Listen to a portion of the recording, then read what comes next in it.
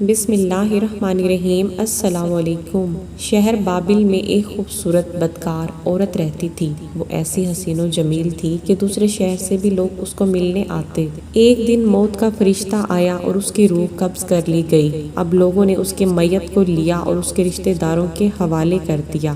رشتہ داروں نے متفقہ فیصلہ کیا کہ ہم اس کو نہیں دفنائیں گے کیونکہ یہ تو ہمارے سارے خاندان کے لیے بدنامی کا باعث بنی۔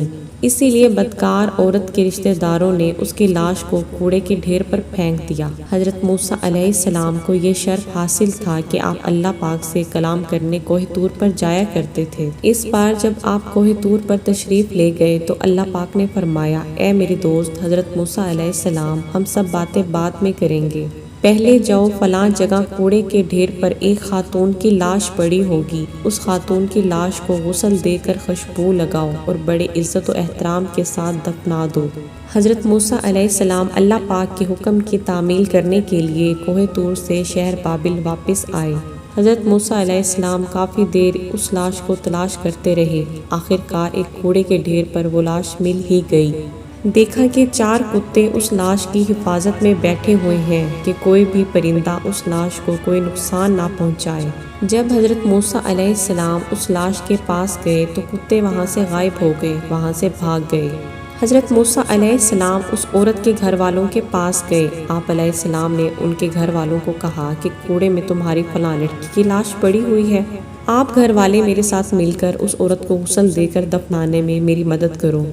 اس عورت کے گھر والوں نے کہا کہ ہم آپ کے اس کام میں مدد نہیں کر سکتے کیونکہ وہ عورت بدکار تھی، زناکار تھی اور اپنے ماں باپ کی نافرمان تھی، اس لیے ہم اس میں آپ کی کوئی مدد نہیں کر سکتے۔ اس کے گھر والوں نے حضرت موسیٰ علیہ السلام کے ساتھ جانے سے صاف صاف انکار کر دیا، یہاں تک کہ حضرت موسیٰ علیہ السلام کا ساتھ اس علاقے سے کسی نے نہ دیا۔ شہر والوں کی صورتحال دیکھ کر حضرت موسیٰ علیہ السلام اپنے بھائی ہارون کے پاس گئے کہ بھائی، اللہ پاک کا حکم ہے کہ اس لاش کو غسل دے کر دفناؤ۔ حضرت ہارون علیہ السلام اپنے بھائی کے ساتھ مل کر اس کنیز کی لاش کو گھر اٹھا لائے۔ جب اس میت کو غسل دینے کی باری آئی تو کسی نے بھی اس کو غسل دینے کی حامی نہ بھری۔ آخر کار حضرت موسیٰ علیہ السلام اپنے گھر کی عورتوں کو لے کر آئے جنہوں نے اس بدکار عورت کو غسل دیا۔ میت کو دفن کر کے حضرت موسیٰ علیہ السلام اور ان کے بھائی ہارون علیہ السلام جب واپس آ رہے تھے تو شہر کے لوگ آپ علیہ السلام کے پاس آ کر کہنے لگے، اے موسیٰ علیہ السلام، یہ کیا ماجرا ہے کہ تم اس بدکار عورت کے ساتھ اتنی بھلائی کیوں کر رہے ہو؟ یہ کنیز تو بہت ہی بدکار تھی، تم نے اس کو غسل دے کر اتنی محبت سے کیوں دفنایا ہے؟ ان لوگوں کی باتیں سن کر حضرت موسیٰ علیہ السلام نے کچھ نہ کہا۔ آپ علیہ السلام خاموش ہی رہے۔ اس پر ان لوگوں نے کہا کہ اے موسیٰ علیہ السلام، اگر آپ نے اس راز کے بارے میں ہمیں نہیں بتایا تو ہم نے آپ کے رب کا جو کلمہ پڑھا ہے وہ آپ کو واپس کر دیں گے۔ تو موسیٰ علیہ السلام نے فرمایا کہ مجھے خود نہیں پتا، مجھے تو بس اللہ پاک نے حکم دیا تھا، میں نے اللہ کے حکم کے مطابق اس عورت کو دفنایا ہے۔ میں اللہ پاک سے جب ہم کلام ہونے کوہ طور پر جاؤں گا تو آپ کو اللہ پاک سے پوچھ کر ضرور بتاؤں گا۔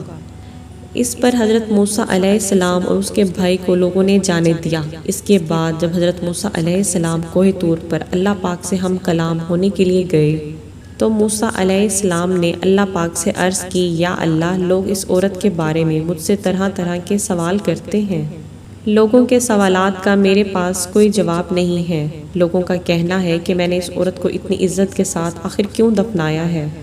اللہ تعالیٰ فرمانے لگے، اے موسیٰ علیہ السلام، لوگوں کی بات سچ ہے، یہ عورت واقعی ہی بدکار، زناکار تھی، اس نے ساری زندگی بدکاری کی ہے۔ ایک دن اس کا گزر ایک ایسی جگہ سے ہوا جہاں اس کی نظر ایک کتے پر پڑی۔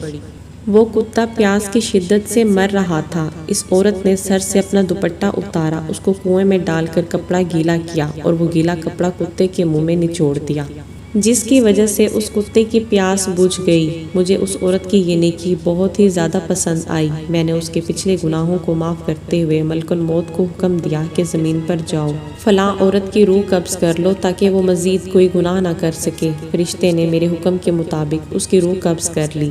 آج کا سبق آموز واقعہ پسند آیا ہو تو لائک، سبسکرائب، شیئر کر دیں۔ ملتے ہیں نیکسٹ ویڈیو میں، تب تک کے لیے اللہ حافظ۔